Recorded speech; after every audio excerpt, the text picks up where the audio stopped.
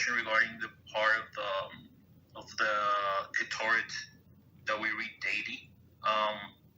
So there's this part where we're supposed to count the ingredients with our fingers. And I remember some time ago, Kodarav mentioned that each finger has like a different function. Yes. So is it like related to it? Are those two things related? Yes, it is related to it. First of all, and I just want to explain a little what Kodo is asking. It's very interesting. So, about a few things, it says that it's a big Segula, and about the Ketoris is frankincense that we had to burn, not we, like Kohen Gadol most likely burn in a Beis Hamikdash. It's all of these beautifully smelling things. And 10 of them, 10 ingredients, and one is a full smelling thing, right?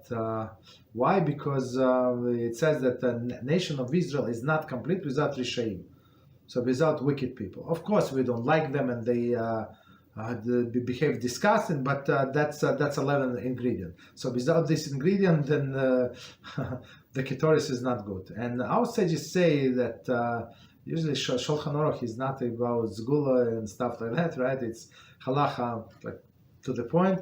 But it says that it's a big Segula, it's a good omen, right? If for a person to read this Ketoris, this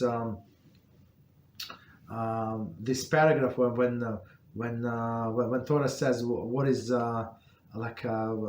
ingredients ingredients and amounts that we use in Ketoris, and it's a good Segula that your day is going to go good. So I mean, not because of this, but because it is on our Siddur, so that's what we read. But our sages said that it's have a very, very significant spiritual effect, because this we have to understand this frankincense. It's spiritual, right? You see the smoke coming out, right? And that's it. There is nothing like physical going on. Okay, that's and these 10 fingers correspond. It's of course it's kabbalistically, but they correspond to these 10 ingredients. But it's not 10; it's 11, as we said. But 11, it's not. It's a full smelling ingredient, but we still need it. Very good question.